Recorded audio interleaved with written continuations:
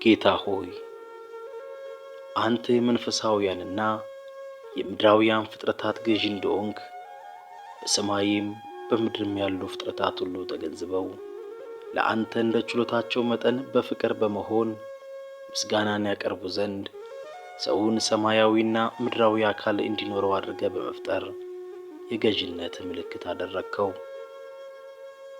ምድራውያን ለአንተ አርአያና አምሳል ለሆነው ሰው ሲገዙለት አንተን የሚያገለግሉህ ሰማያውያን መላእክት ደግሞ በፍቅር አገለገሉት። የማይታየው አምላክ ምሳሌ በሆነው በአዳም ተፈጥሮ አይተውታልና መላእክት ደስ ተሰኙ። እነርሱ በላይ በሰማይ ያንተን ፍቅር እየተመገቡ ፍጹም በሆነ ደስታ ይኖራሉና አርአያህና አምሳል የሆነውን አዳምን ባዩት ጊዜ በደስታ ዘመሩ። መላእክት የፈጣሪነትህና የማንነትህ መለያ የሆነውን ሦስትነትህን በአርአያህና በአምሳልህ በተፈጠረ ሰው ባህሪ ውስጥ አይተው የአንተን ሦስትነትና አንድነት ተማሩ። ጌታ ሆይ ሰውን በአርአያችንና በአምሳላችን እንፍጠር አልክ። ወንድና ሴት አድርገን ፈጠርካቸው። በአካል የተገለጠው ግን አንድ አዳም ነበር። ሔዋን ግን በአካሉ ውስጥ ነበረች። በኋላም ከአዳም እርሷን በመለየት ገለጥካት። በዚህም አብ በመውለዱ ወልድም በመወለዱ ምክንያት በመካከላቸው መቀዳደም እንደሌለ አርአያህና አምሳልህ በሆነው በሰው ተፈጥሮ በኩል ለመላእክት አስተማርካቸው። መንፈስ ቅዱስም ከአብ ቢሰርጽም በአብም በወልድም ሕልው እንደሆነ እንዲሁ አዳምና ሔዋንም በአንድ አካል በነበሩበት ወቅት አንዲት ነፍስ ነበረቻቸው። በዚህም መላእክት መንፈስ ቅዱስ ለአብና ለወልድ ሕይወታቸው እንደሆነ ተረዱ። ስለዚህም መላእክት ሥላሴን በምሳሌው አይተውታልና ሰውን የፈጠረውን እርሱን እጅግ አከበሩት።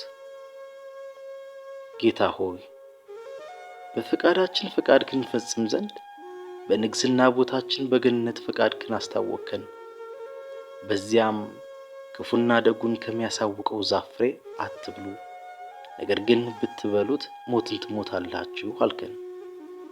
እኛ ግን ፈቃድህን በመጥፎ ፈቃዳችን ጥሰነው ለክፉ ሰይጣንና ለፈቃዱ ታዘዝን። ፈቅደን በፈጸምነው ኃጢአትም ያለ ፈቃዳችን ጽኑ ስቃይንና መከራን ተቀበልን። ሞትም በእኛ ላይ ሰለጠነብን። ነገር ግን ጌታ ሆይ የገዥነት ምልክት የሆነውንና በዘላለማዊ ፍቅር የወደድከውን የሰውን ልጅ ጉስቁልናና ስቃይ ስትመለከት በልዕልና ጸንቶ መቀመጥን አልመረጥክም። ስለ እኛ ባለ ወሰን በሌለው ፍቅር የተነሳ ከቅድስት ድንግል ማርያም በመወለድ ከፍርድ በታች የነበረውን የባሪያህን አርአያና አምሳል ይዘህ በትሕትና ተገለጥክ። በዚህም ምክንያት አርአያህንና አምሳልህን በእኛ ስላዩ ሲደነቁ የነበሩ መላእክት አንተን በእኛ አርአያና አምሳል ሲያገኙ ይበልጥ መገረም ሞላባቸው። እኛ የሰው ልጆች ግን ጌታ ሆይ ስለ ፍቅርህ ጥላቻን ጸጋን ስላለበስከን የውርደት ልብስን አለበስን። ርኩስ ምራቃችንንም በንጹሕ ገጽ ላይ ተፋን።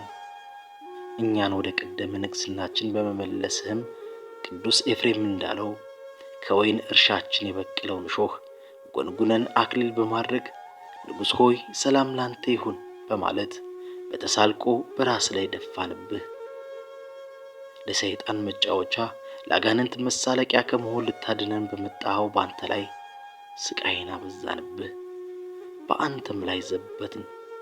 ይህን ማንም በኃጢአት የታወረ ሁሉ ሊፈጽመው የሚችለው ድርጊት ነው።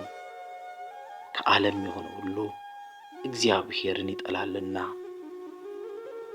እኛም በኃጢአት ውስጥ ነበርንና ባለማወቅ ሕይወትን ስለሰጠህን ለአንተ ሞትን በብድራት መለስንብህ።